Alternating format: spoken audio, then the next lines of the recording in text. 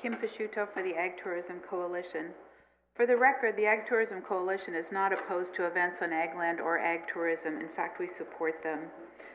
We support supplementing farm income with direct marketing and ag education. We think those are very important and valuable tools to boost our agricultural opportunities for real agriculturalists. We have very clear policy differences between departments that are occurring right now, and we need a resolution for those differences for the current applications. We understand and support everybody in this room participating in the development of new policies and new land use ordinances relating to events in ag tourism, but we needed a resolution of these disagreements that are of interpretation so that the current applications can be processed in an orderly fashion. So I'd like to turn for a moment to the case that actually brought forward this request for interpretation. We want to make it clear that we're not asking the case to be overturned or anything to be different about that particular case, but it's instructive in looking at the interpretation issues.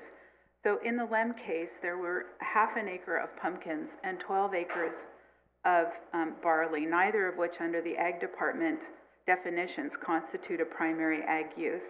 There was an expressed future intent to plant a couple of hundred rose bushes, and a couple of hundred rose bushes don't qualify under the Ag Department's list of primary event qualifiers either. But the policy says that you have to have a primary ag use, which we believe means an existing primary ag use, not an intent to do something in the future. Additionally, after that determination was rejected by the Planning Department, the Ag Department also said that even if you find that there is a primary ag use when there isn't one, it has to be secondary and incidental, and we find that this isn't secondary and incidental because the amount of land in proportion to the amount of land for the accessory use in proportion to the amount of land of the ag use indicates that the event use is actually the greater use. So it's not incidental, it's the primary use.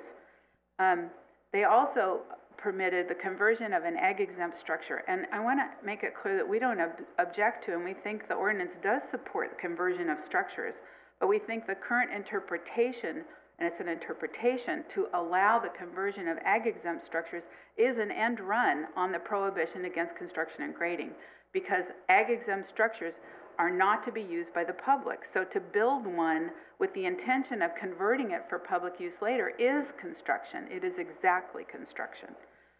The reason we didn't file a specific objection or an appeal from this case is that the planning director, in his exercise of his discretion, gave it a sunset provision 5 years from that date so that the ag tourism proposals could be processed.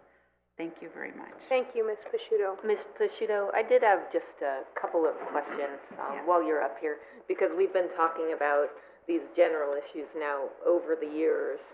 And so I guess we're hearing, that's away from the issues, and I even hate to bring it up, but over and over again we're hearing this kind of attack on you and the coalition.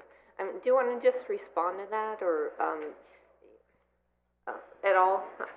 Well, I guess I do want to respond to it in the sense that I think it's been very easy to try and mischaracterize and distract people from the policy questions by attacking the speaker and saying you're two people, or you're two crazy people, or you are only representing a small group of people.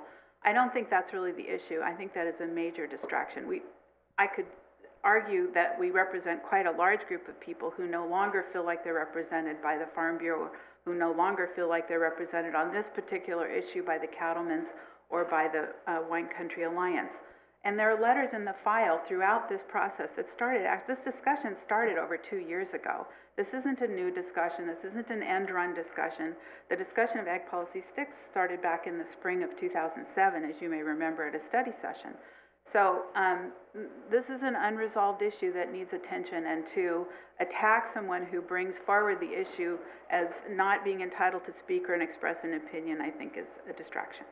And the second question I have for you, you touched on this a little bit just briefly in your opening statement, but again, can you summarize? We've heard repeatedly people say this is a waste of time, you should be charged maybe as much as triple the regular fee. Can you again just summarize why you're here today asking for this interpretation? I'm kind of the distinction in philosophy of why this matters. Well, why we're not wasting our time, maybe? It matters in the sense of the true preservation of ag land.